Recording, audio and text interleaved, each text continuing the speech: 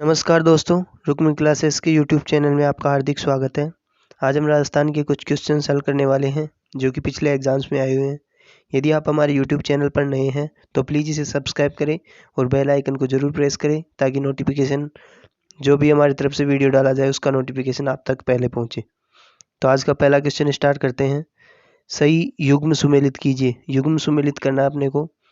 तो पहला है जसनाथ जी की प्रमुख पीठ है कतरियासर। शीतला माता का मंदिर है चाकसू। जम्बोजी की मुकाम तालबा। जीण माता रेवासा सीकर में जीण माता। तो इसमें जो जसनाती संप्रदाय है तो इसका आंसर हो जाएगा अपना ए में 4 आ जाएगा, बी में 2 आ जाएगा, सी में 3 आ जाएगा और डी में 1 आ जाएगा। इससे देखते हैं तो आंसर 1 आ जाएगा अपना। और इसकी जानकारी देखें तो जसनाती जो संप्रदाय है, जसनाथ जी उसके प्रवर्तक हैं। इनके द्वारा चलाया गया संप्रदाय जसनाती, जिसे क्या कहते हैं, जसनाती संप्रदाय कहते हैं। और जसनाती संप्रदाय के जो प्रवर्तक हैं वो 36 नियमों की पालना करते हैं। और जो जम्बोजी हैं, जम्बोजी के द्वारा संप्रदाय चलाया गया उसको विश्नोई संप्रदाय कहते हैं। इस संप्रदाय के जो विश्नोई संप्रदाय के लोग हैं वो 29 नियमों का पालन करते हैं, इसलिए इस संप्रदाय को विश्नोई संप्रदाय कहते हैं। 20 और 9 से विश्नोई बनाया ये। इसमें पेड़ों को अधिक महत्व दिया जाता है, जिसमें भी खेजड़ी की ये पूजा करते हैं और खेजड़ी को काटने से रोकते हैं। जो अमृता देवी विश्नोई थी वो विश्नोई संप्रदाय की थी। उन्होंने पेड़ों के लिए अपने प्राण भी दांव पर लगा दिए थे। कृष्ण मर्ग को भी ये पवित्र मानते हैं। नेक्स्ट, राजस्थान में कौन से क्षेत्र में चैत्र शुक्ल पंचमी को गुलाबी गणगौर मनाई जाती है? तो इसका आंसर हो जाएगा नाथद्वारा की गुलाबी गणगौर जो है प्रसिद्ध है। और बाकी सभी जगह पर गणगौर जो है चैत्र शुक्ल तृतीया को मनाई जाती है। और ये नाथद्वारा में गुलाबी गणगौर जो है वो चैत्र शुक्ल पंचमी को मनाई जाती है। नेक्स्ट है, संत पीर शाह आलमी व तुकनगीर ने 400 साल पहले मेवाड़ के किस ख्याल की रचना की? तो इन दोनों जो संतों ने मिलकर तुर्रा कलंगी ख्याल की रचना की, जिसमें एक को तुर्रा दूसरे को कलंगी कहते हैं, जो इसमें पात्र होते हैं उनको। नेक्स्ट है, निम्न में से कौन सा राजस्थान का मंदिर सही सुमेलित है? तो इनमें से सही सुमेलित मंदिर देखना है अपने को। एकलिंग जी माउंट आबू में नहीं है। एकलिंग जी का मंदिर उदयपुर में है।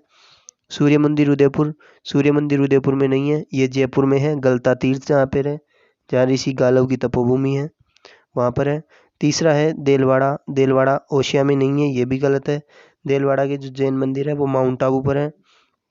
और लास्ट है करणी माता मंदिर देशनोक। तो ये इसका सही आंसर हो जाएगा। करणी माता मंदिर देशनोक में है, जिसमें सफ़ेद चूहे हैं जिन्हें काबा कहते हैं। और यहाँ पर सफ़ेद चूहों का दर्शन शुभ माना जाता है। जो करणी माता है वो चारणों की कुलदेवी मानी जाती है। और बीकानेर का राठौड़ वंश है, उसके आराध्य देवी भी करणी माता को कहा जाता है। राजस्थान में अजमेर के विलय के समय वहाँ के मुख्यमंत्री कौन थे? तो राजस्थान का जब अजमेर में विलय किया गया था, वो विलय किया गया था 1 नवंबर 1956 को। तो 1 नवंबर 1956 जो था वो 7वां चरण था, राजस्थान के विलय का 7वां चरण था, जिसमें उस समय वहाँ के जो मुख्यमंत्री थे वो थे हरिभाऊ उपाध्याय। तो वहाँ के मुख्यमंत्री हो जाएंगे हरिभाऊ उपाध्याय। इसका सही आंसर हो जाएगा। हरविलास शारदा जो है 1929 में शारदा एक्ट, जो कि बाल विवाह से संबंधित कानून है, वो लाने में इनका महत्वपूर्ण योगदान रहा। हीरालाल शास्त्री जो है राजस्थान के प्रथम मनोनीत मुख्यमंत्री थे। हीरालाल शास्त्री निर्वाचित थे, वो टीकाराम पालीवाल थे। नेक्स्ट है, राजस्थान निम्न में से कौन सा कोटा में विद्रोह 1857 के विद्रोह के नेता थे? तो कोटा में जो 1857 का विद्रोह हुआ उसका नेतृत्व करने वाले थे लाला जयदयाल और मेहराब खां। तो इसमें जयदयाल का नाम तो दिया हुआ है। दूसरे जो विद्रोहियों के जो नेता थे दूसरे मेहराब खान थे। तो ये दो जो थे वो कोटा में विद्रोह की शुरुआत करने वाले या विद्रोह का नेतृत्व करने वाले थे, जो कि 1857 का विद्रोह है, जिसे कई इतिहासकारों ने प्रथम स्वतंत्रता संग्राम भी नाम दिया है। कईयों ने से एक सैनिक विद्रोह कहा है बस। नेक्स्ट है, वीर सतसई बल्लभ द्विविलास और राम रंजाट के लेखक हैं। वीर सतसई और बलव द्विविलास, इन तीनों के लेखक राम रंजाट, इन तीनों के लेखक है सूर्यमल मिश्र, जो कि सूर्यमल मिश्र जो है राजस्थान के राज्य कवि भी हैं सूर्यमल मिश्र, और सूर्यमल मिश्र की रचनाएं हैं, ये तीनों महत्वपूर्ण रचनाएं हैं। राम रंजाट जो है इन्होंने 10 वर्ष की उम्र में लिखी थी। ये बूंदी के शासकों के राजकवि थे, दरबारी कवि थे। तो इसका आंसर हो जाएगा सूर्यमल मिश्र। नेक्स्ट क्वेश्चन है, बागोर भीलवाड़ा जिले की नदी के कांठे पर स्थित है। तो बागोर जो है वो भीलवाड़ा में किस नदी के कांठे पर स्थित है, ये पूछा है। तो इसका आंसर हो जाएगा कोठारी नदी। कोठारी नदी के किनारे भीलवाड़ा में बागोर शहर बसा हुआ है। नेक्स्ट, मेनाल में सुहवेश्वर शिव मंदिर का निर्माण किस चौहान शासक ने करवाया था। तो मेनाल जो है भीलवाड़ा में है। मेनाल गांव जो है उसमें सुहवेश्वर मंदिर बनवाया था, वो पृथ्वीराज द्वितीय ने बनवाया था। तो इसका आंसर हो जाएगा पृथ्वीराज द्वितीय, ऑप्शन सी।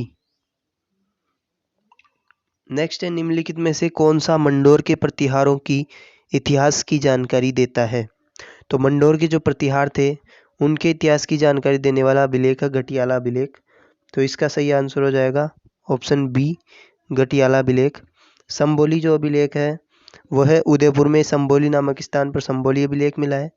घटियाला अभिलेख जोधपुर में, और बीजापुर अभिलेख जो है वो पाली में, अथुर्णा जो है वो बांसवाड़ा में है।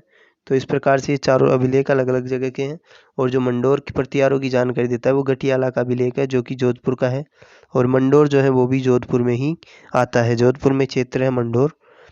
निम्न में से कौन सा शासक अकबर से वैवाहिक संबंध स्थापित नहीं किए थे। तो आमेर के राजा जो बहारमल थे उन्होंने सर्वप्रथम अकबर से वैवाहिक संबंध स्थापित किए थे। सांबर में अपनी पुत्री का विवाह अकबर से करके बहारमल ने अकबर से वैवाहिक संबंध स्थापित किए और अपनी सत्ता को काबिज रखा। और जैसलमेर के रावल हर राय ने भी अपने संबंध स्थापित किए अकबर से, और बीकानेर के राव कल्याणमल ने भी अकबर से वैवाहिक संबंध स्थापित किए। तो एकमात्र जो बचा इनमें से वो रणथंभौर के राव सुरजनहाड़ा थे। तो इसका सही आंसर हो जाएगा रणथंभौर के राव सुरजनहाड़ा, जिन्होंने कि अकबर से वैवाहिक संबंध स्थापित नहीं किए थे। नेक्स्ट क्वेश्चन अपना, हवा महल की पहली मंजिल का क्या नाम है। तो हवा महल जो है उसकी 5 मंजिली इमारत हवा महल, उसमें सभी मंजिलों के नाम मैं बताता हूँ आपको। पहली सरद, दूसरी रत्न, तीसरी विचित्र, चौथी प्रकाश, पांचवी हवा। इस प्रकार से इसकी 5 मंजिला इमारत हवा महल, सरद मंदिर, रत्न मंदिर, विचित्र मंदिर, प्रकाश मंदिर और हवा मंदिर, इन पांचों मंजिलों से बना हुआ हवा महल है। तो इसमें ऑप्शन दिया हुआ है रत्न मंदिर, प्रकाश मंदिर, हवा मंदिर और प्रताप मंदिर। अब इसमें पहली मंजिल पूछा है, तो पहली मंजिल अपने सरद मंदिर है, तो सरद मंदिर का ही दूसरा नाम प्रताप मंदिर भी है। तो इसका जो आंसर हो जाएगा वो हो जाएगा प्रताप मंदिर। हवा महल की पहली मंजिल का क्या नाम है, प्रताप मंदिर या सरद मंदिर। तो सरद, रतन, विचित्र, प्रकाश, हवा, ये 5 मंजिला इमारत है हवा महल, जो कि श्री कृष्ण के मुकुट के समान है, और श्री कृष्ण को ये समर्पित है। 1799 में प्रताप सिंह द्वारा इसका निर्माण करवाया गया, और लालचंद उस्ता जो थे वो इसके वास्तुकार थे, हवा महल के वास्तुकार लालचंद उस्ता को वास्तुकार है लालचंद उस्ता, और बनवाया प्रताप सिंह, सवाई प्रताप सिंह ने 1799 ईस्वी में। अपनी रानियों के तीज के जो सवारी निकलती थी उसको देखने के लिए बनवाया गया है, और ये श्री कृष्ण को समर्पित है। नेक्स्ट, अफीम से संबंधित रॉयल कमीशन निम्न में से किस वर्ष राजस्थान आया। तो इसका सही आंसर हो जाएगा 1893 में अफीम से संबंधित रॉयल कमीशन राजस्थान में आया था। अंग्रेजों के शासनकाल की बातें हैं ये। नेक्स्ट क्वेश्चन है, बेगू किसान आंदोलन का नेतृत्व किसने किया। बेगू किसान आंदोलन के नेतृत्वकर्ता थे रामनारायण चौधरी। बेगू किसान आंदोलन के नेतृत्वकर्ता थे विजय सिंह जो थे, इनका बचपन का नाम भूप सिंह था। पथिक, इनके पीछे पथिक लगाया जाता है, विजय सिंह पथिक।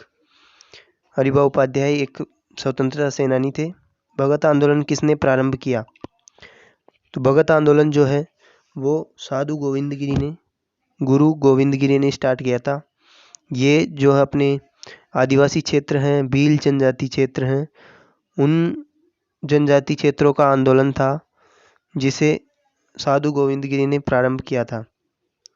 भगत आंदोलन जो था उसके दौरान ही संप सभा की स्थापना 1883 ईस्वी में गोविंद गिरी द्वारा संप सभा की स्थापना की गई थी और इनको बाद में आंदोलन से गिरफ्तार भी कर लिया गया था गोविंद गिरी को।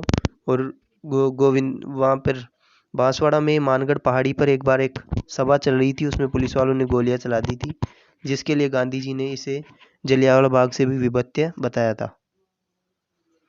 नेक्स्ट है, मत्स्य का कौन सा राज्य जनता के बहुमत के आधार पर उत्तर प्रदेश के साथ विलीनीकरण को तैयार था?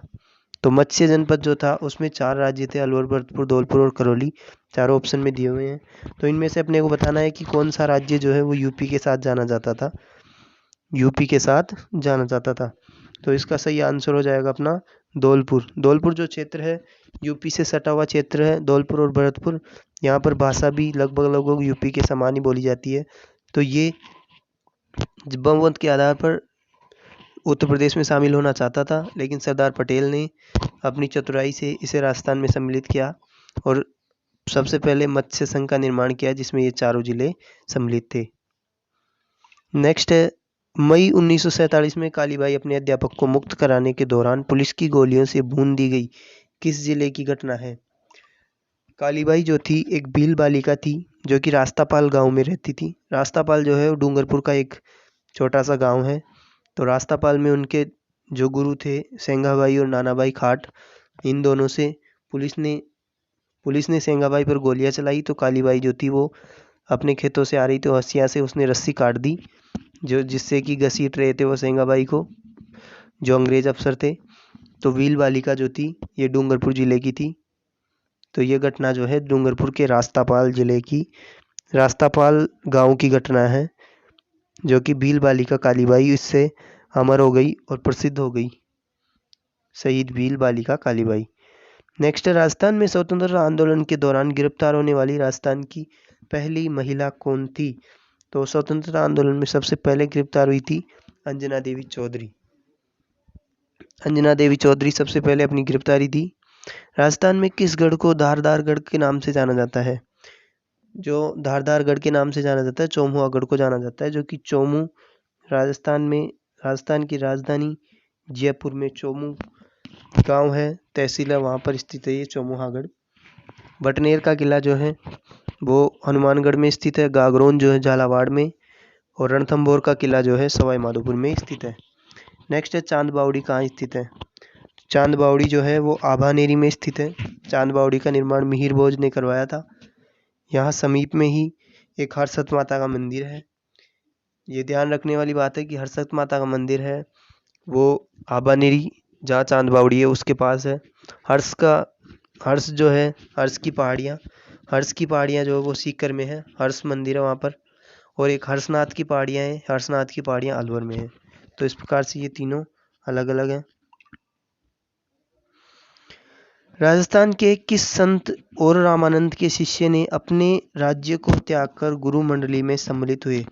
जो अपने राज्य को त्याग कर गुरु मंडली में सम्मिलित हुए थे वो थे संत पीपा।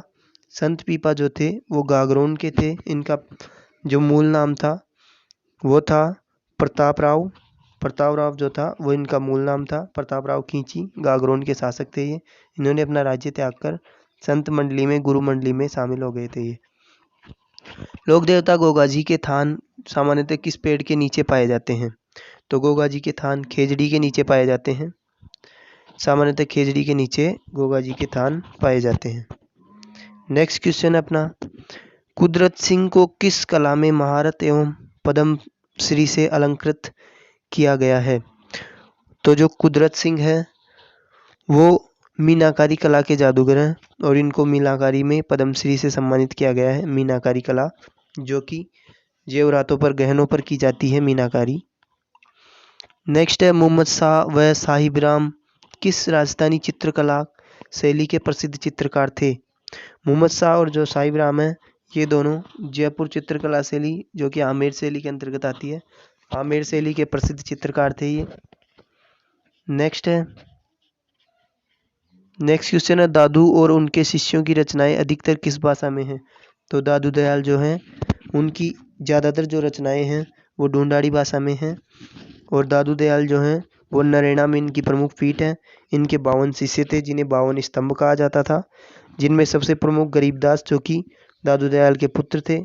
गरीबदास, सुंदरदास, रज्जब जी और बखना जी, ये चारों महत्वपूर्ण शिष्य थे इनके, जो कि 52 शिष्यों में महत्वपूर्ण थे और इन 52 शिष्यों को 52 स्तंभ कहा जाता था। नेक्स्ट है, स्टेट ऑफ फॉरेस्ट रिपोर्ट 2017 के अनुसार राजस्थान के एकीकृत वन क्षेत्र का कौन सा प्रतिशत आरक्षित वन श्रेणी में आता है? तो इसका जो आंसर हो जाएगा, आरक्षित जो वन श्रेणी है उसमें रखा गया है 38.11% वन क्षेत्र को आरक्षित वन श्रेणी में रखा गया है। और 30 दिसंबर 2019 को जो रिपोर्ट आई है, 16वीं रिपोर्ट है, ये 2017 की थी, 2019 में 16वीं रिपोर्ट आ चुकी है। उस 16वीं रिपोर्ट के अनुसार भी राजस्थान में 38.11% आरक्षित वन क्षेत्र है। तो उस 16वीं रिपोर्ट 2019 के अनुसार भी आंसर यही हो जाएगा। शेरगढ़ वन्य जीव क्षेत्र किस जिले में स्थित है? तो शेरगढ़ जो अभ्यारण्य है या वन्य जीव क्षेत्र है वो 12 जिले में स्थित है। शेरगढ़ वन्य जीव क्षेत्र 12 जिले में स्थित है। शेरगढ़ दुर्ग जो है वो 12 में है। 12 में शेरगढ़ दुर्ग है जिसे कोषवर्धन के नाम से जाना जाता है। और एक शेरगढ़ दुर्ग धौलपुर में भी स्थित है। तो ये 3 चीजें हो गई शेरगढ़ के नाम से। शेरगढ़ वन्य जीव अभ्यारण्य 12, शेरगढ़ कोषवर्धन दुर्ग 12 और शेरगढ़ दुर्ग धौलपुर। नेक्स्ट है, आदिवासियों के हरे सोने के नाम से किस वृक्ष को जाना जाता है? तो बांस जो है वो आदिवासियों का हरा सोना कहलाता है, बांस। तो इसका आंसर हो जाएगा बांस। नेक्स्ट है, ओजोन दिवस कब मनाया जाता है? ये क्वेश्चन 2-3 बार अपन डिस्कस कर चुके हैं। तो 16 सितंबर को ओजोन दिवस मनाया जाता है। ओजोन जो है वायुमंडल में एक परत होती है जो कि पराबैंगनी किरणों के पृथ्वी पर आने से रक्षा करती है पृथ्वी की। और इसमें छिद्र होने लगा है। जो क्लोरोफ्लोरोकार्बन्स हैं इनके द्वारा ज़्यादातर प्रदूषण हो रहा है ओजोन का, जिसके कारण तापमान में अल्ट्रावायलेट किरणें धरती पर आती हैं और पृथ्वी का तापमान बढ़ा रही हैं। इससे ग्लोबल वार्मिंग की समस्या बढ़ती जा रही है। निम्न में से कौन सा ब्लू बेबी सिंड्रोम से संबंधित है? तो नाइट्रेट जो है वो ब्लू बेबी सिंड्रोम से संबंधित है। इसमें जो बच्चे होते हैं वो नीले नीले कलर के हो जाते हैं, इसलिए इसे ब्लू बेबी सिंड्रोम के नाम से जाना जाता है। नेक्स्ट है, राजस्थान में थार मरुस्थल से प्रभावित क्षेत्र व जनसंख्या का प्रतिशत कितना है? तो राजस्थान का जो थार मरुस्थल है वो अपना फैला हुआ है लगभग 61% क्षेत्र में। इस प्रकार से राजस्थान अपना, ये राजस्थान आ जाएगा। राजस्थान का जो क्षेत्र है ये यहाँ से अरावली जाती है, तो अरावली के इस साइड का जो क्षेत्र है वो सारा मरुस्थल प्रभावित क्षेत्र है, जो कि लगभग 61% क्षेत्रफल को अपने अंदर घेरता है और जो 40% जनसंख्या है वो वहाँ निवास करती है। तो इसका आंसर हो जाएगा बी, 61% क्षेत्रफल और 40% जनसंख्या। नेक्स्ट है, राजस्थानी ऊँट का वैज्ञानिक नाम क्या है? राजस्थानी ऊँट का वैज्ञानिक नाम है क्रेमेलस ड्रोमेडेरियस। तो क्रेमेलस ड्रोमेडेरियस राजस्थानी ऊँट का वैज्ञानिक नाम है। इसका आंसर हो जाएगा क्रेमेलस ड्रोमेडेरियस। नेक्स्ट है 33 क्वेश्चन, स्थिरता के साथ विकास और आत्मनिर्भरता किस योजना का लक्ष्य था? तो चतुर्थ जो पंचवर्षीय योजना थी उसका लक्ष्य था, चतुर्थ पंचवर्षीय योजना का लक्ष्य था स्थिरता के साथ विकास और आत्मनिर्भरता। नेक्स्ट है, सोम कमला अंबा सिंचाई योजना स्थित है। सोम कमला अंबा डूंगरपुर जिले की एक सिंचाई योजना है जो कि सोम, कमला और अंबा तीनों नदियों से सम्मिलित रूप से बनाई गई एक सिंचाई परियोजना है। नेक्स्ट है, निम्नलिखित में से कौन सा हनुमानगढ़ व चूरू जिलों को जल के स्रोत के रूप में उपलब्ध है? तो चूरू और हनुमानगढ़ जिलों के जल स्रोत के रूप में जो है वो आ जाएगा चौधरी कुंभाराम लिफ्ट नहर, चौधरी कुंभाराम लिफ्ट नहर। और इसमें जो लिफ्ट नहरें दे रखी है, इंदिरा गांधी नहर जो है उसकी लिफ्ट नहरें हैं। जो श्री कंवर सेन लिफ्ट नहर है ये बीकानेर और गंगानगर को पानी की आपूर्ति करती है। जो गुरु जम्बेश्वर लिफ्ट नहर है ये बीकानेर, जोधपुर और जैसलमेर को आपूर्ति करती हैं। चौधरी कुंभाराम जो है हनुमानगढ़, बीकानेर, चूरू और झुंझुनू को। इसमें ऑप्शन भी यही मांगा था कि हनुमानगढ़ और चूरू को, तो हनुमानगढ़, बीकानेर, चूरू और झुंझुनू चारों जिलों को पानी की आपूर्ति करती है चौधरी कुंभाराम लिफ्ट नहर। और पोखरण लिफ्ट नहर जो है वो जोधपुर और जैसलमेर को पानी की आपूर्ति करती है, जिसका वर्तमान नाम जयनारायण व्यास कर दिया गया है। इसके अलावा 3 अन्य लिफ्ट नहरें हैं जो कि पानी की आपूर्ति करती हैं। पन्नालाल बारूपाल बीकानेर और नागौर को पानी की आपूर्ति करती है। करणी सिंह जो है, करणी सिंह लिफ्ट नहर बीकानेर और जोधपुर को अपनी पानी की आपूर्ति करती है। वीर तेजाजी जो है बीकानेर को, और 2 जो हैं वो भी निर्माणाधीन है, 2 लिफ्ट नहरें।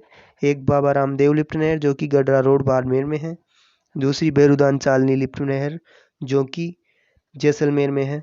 जो बाड़मेर में है गडरा रोड बाबा रामदेव वो निर्माणाधीन है, और जो बेरुदान चालनी है जैसलमेर में वो प्रस्तावित है। तो इस प्रकार से जो इंदिरा गांधी नहर परियोजना है, इंदिरा गांधी नहर परियोजना IGNP, इसके तहत 7 लिफ्ट नहरें जो है वर्तमान में संचालित है, एक प्रस्तावित है और एक निर्माणाधीन है। तो इन सब का हमने चर्चा की। तो इस क्वेश्चन का सही आंसर हो जाएगा चौधरी कुंभाराम लिफ्ट नहर, जो कि हनुमानगढ़, चूरू के साथ साथ झुंझुनू और बीकानेर को भी पानी की आपूर्ति करती है। नेक्स्ट है, निम्नलिखित में से राष्ट्रीय राजमार्ग में से कौन सा राजस्थान के अजमेर को बीकानेर से जोड़ता है? तो अजमेर को बीकानेर से जोड़ने वाला राजमार्ग जो है वो है NH89। NH89 जो है वो अजमेर को बीकानेर से जोड़ता है। नेक्स्ट क्वेश्चन है, निम्न में से राजस्थान के उत्पादन में राजस्थान का पहला भारत का पहला स्थान है। किस किस खनिज के उत्पादन में भारत में राजस्थान का पहला स्थान, ये प्रश्न है। तो इसमें इसका आंसर हो जाएगा फेल्सपार। फेल्सपार जो है इसका राजस्थान में भारत के उत्पादन में पहला स्थान है। इसके अलावा कई ऐसे खनिज है जिनमें एकाधिकार प्राप्त है राजस्थान को, जैसे wollastonite, jasper, feldspar, rock phosphate, garnet और सीसा जस्ता, तांबड़ा, पन्ना, ये सभी जो हैं इनमें राजस्थान को एकाधिकार प्राप्त है और इनमें राजस्थान भारत में पहला स्थान पर आता है। निम्नलिखित में से कौन सा युग्म सही सुमेलित नहीं है? तो इनमें से सही सुमेलित नहीं है वो छांटना है। अलवर जिले में साबी और रूपारेल दोनों नदियां बहती है, बिल्कुल सही है। उदयपुर में बनास और बेड़च दोनों बिल्कुल सही है। करौली में जगर और गंभीरी, ये भी सही है। तो डूंगरपुर में बाणगंगा और मोरेल नहीं बहती है, ये दोनों नदियां जो है वो दौसा में बहती है। इसका आंसर यहाँ दौसा होता तो सही होता, इसलिए यह आंसर हो जाएगा डी। डूंगरपुर में बाणगंगा और मोरेल नहीं बहती है, ये दौसा में बहती हैं दोनों। नेक्स्ट है, कोपेन के आधार पर निम्नलिखित में से कौन सा डूंगरपुर जिले के लिए है? तो कोपेन का जलवायु वर्गीकरण देखते हैं। कोपेन का जलवायु वर्गीकरण ये इस प्रकार से राजस्थान का मैप है। तो इसमें ये जो क्षेत्र 1, ये 2 और ये 3 और ये 4 क्षेत्रों में बांट दिया इसको अपन ने।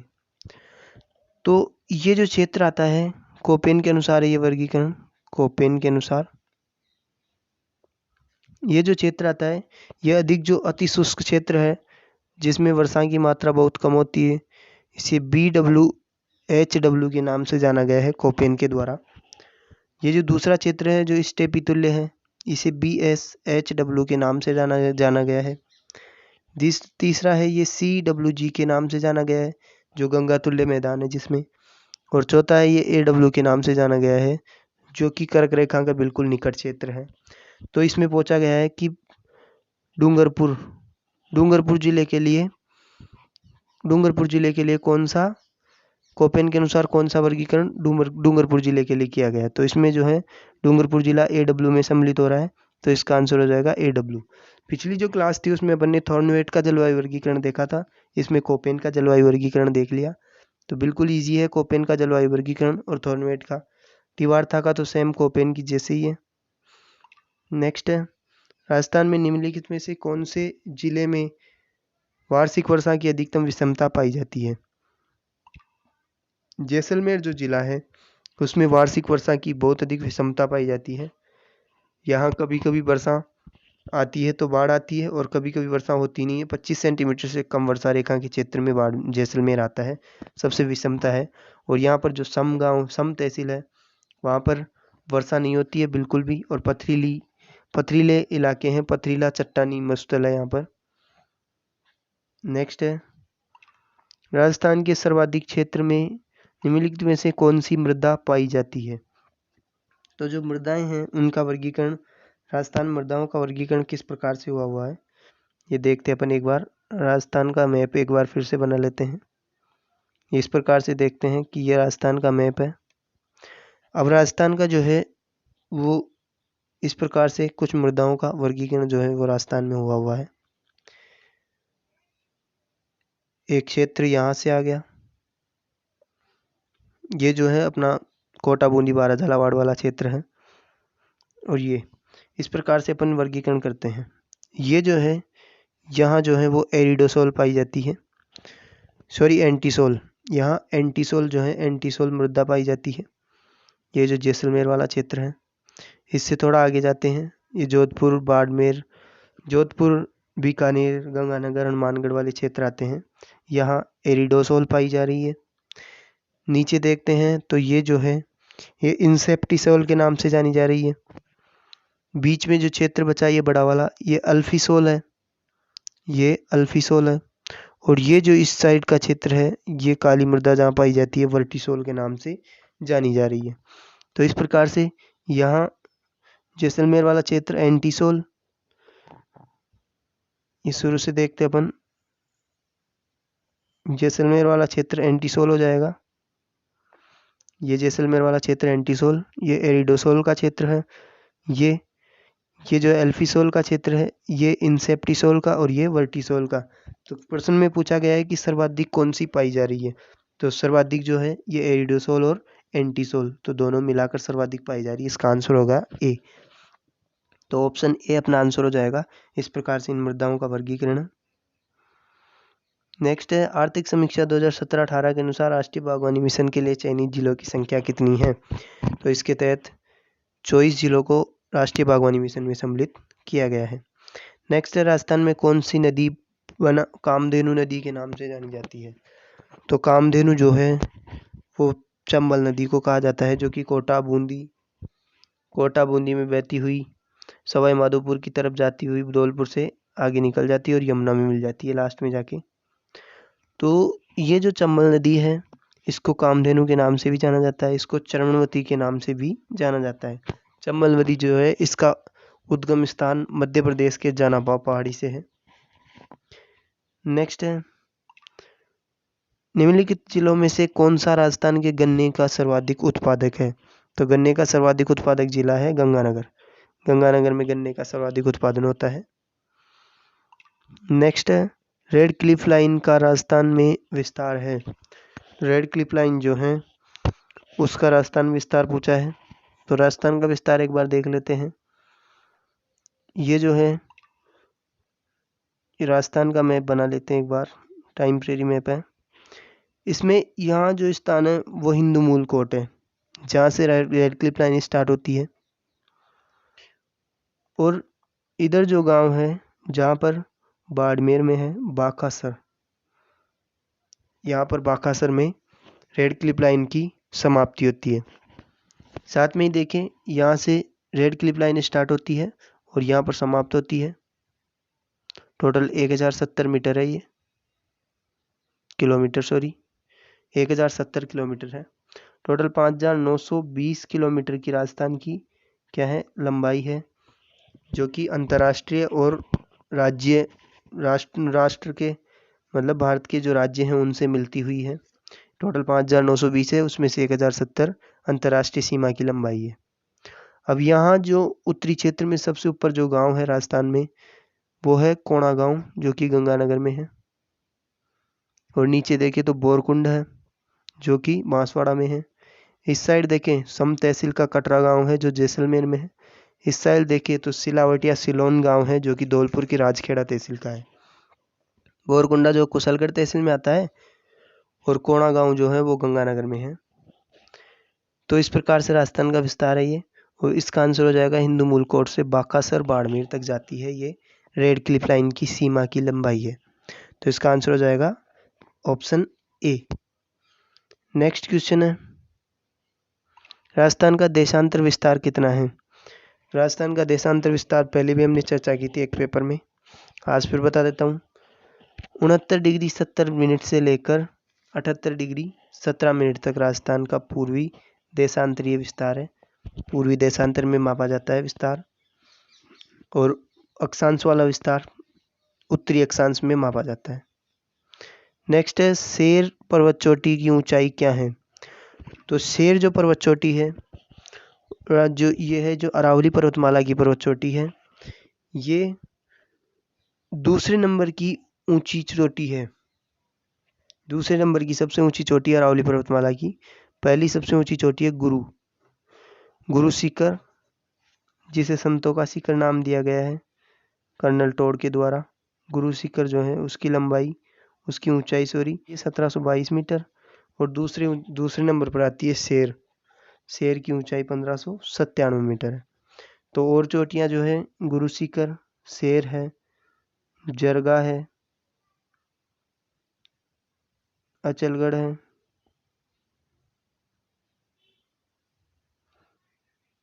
कुंभलगढ़ है, इस प्रकार सभी और चोटियां हैं इसकी। गुरु से दिल लगाकर जरा आशा को बनाए रखो, इस प्रकार से इसका ट्रिक हो जाएगा। तो गुरु, शेर, जरगा, अचल, कुंभल, इस प्रकार से रघुनाथ, इस प्रकार से आगे आती जाएंगी ये चोटियां। राजस्थान की निम्न में से कौन सा जिला अरावली पहाड़ी पर स्थित नहीं है? तो इसमें पूछा है कि कौन सा जिला अरावली की पहाड़ियों पर स्थित नहीं है। तो सबसे पहले देखें अपन सीकर। तो सीकर जो है वो अरावली पहाड़ियों पर स्थित है। सीकर में हर्ष की पहाड़ियाँ जो है वो अरावली की पहाड़ियाँ हैं, जहाँ पर जीण माता का मंदिर भी है रेवासा, और हर्ष भैरू का मंदिर भी है हर्ष की पहाड़ियों पर। नेक्स्ट है बी, झुंझुनू। तो झुंझुनू में भी अरावली की पहाड़ियाँ हैं। पालकेत की पहाड़ियाँ जो हैं वो झुंझुनू में पड़ती हैं, अरावली की पहाड़ियाँ। जो तीसरा है ऑप्शन है जालोर। तो जालोर में जो है वो एक अलग ही पर्वतमाला है, अरावली पर्वतमाला नहीं है। जालोर में जो है सबसे ऊंची चोटी रोजा भाकर, इसराना भाकर है, जालोर की सबसे ऊंची चोटियाँ हैं ये। लेकिन ये जो भाकर क्षेत्र है, जो कटीपटी पहाड़ियाँ हैं अरावली के अलावा, बाड़मेर से शुरू होती हैं, ये सिवाना क्षेत्र में और जालोर में ये पड़ती हैं। तो ये जो है अरावली का हिस्सा नहीं है। तो इसका आंसर हो जाएगा सी। अलवर जो है, अलवर में भी हर्षनाथ की पहाड़ी जो है वो, बाला किला जो स्थित है वो भी अरावली की पहाड़ी पर स्थित है, और हर्षनाथ की पहाड़ियाँ भी अलवर में, वो भी अरावली की पहाड़ियों में आती हैं। नेक्स्ट है फुलवारी की नाल स्थित है। तो फुलवारी की नाल एक अभ्यारण्य है, जंतु अभ्यारण्य है, जो कि राजस्थान के उदयपुर जिले में स्थित है, फुलवारी की नाल अभ्यारण्य। नेक्स्ट और आज का लास्ट क्वेश्चन अपना, निम्नलिखित में से कौन सा युग्म सही सुमेलित नहीं है? इनमें से सही सुमेलित नहीं है वो बताना है। घग्गर जो है वो मृत नदी है, बिल्कुल सही है। बोराट एक पठार का नाम है, ये भी सही है। नागपानी जो है अरावली दर्रा, इसको देखते हैं अभी। शेर जो है वो अरावली की चोटी है, तो ये तीनों सही है। तो इसका मतलब ये है कि ये नागपानी गलत है। नागपानी जो है वो अरावली का दर्रा नहीं है, बल्कि अरावली की एक चोटी है नागपानी, जिसका नाम है, जो अरावली की एक चोटी है। तो आज हमने 50 क्वेश्चन की एक सीरीज की। इसकी जो भी क्वेश्चंस होंगे वो आपके लिए बहुत महत्वपूर्ण साबित होंगे। और आप यदि हमारे यूट्यूब चैनल पर नए हैं तो इसे सब्सक्राइब करें और बेल आइकन को जरूर प्रेस करें ताकि नोटिफिकेशन मिलता रहे। क्लास को लाइक करें और ज़्यादा से ज़्यादा शेयर करें ताकि आपके दोस्तों तक भी इसका लाभ पहुंच सके। धन्यवाद।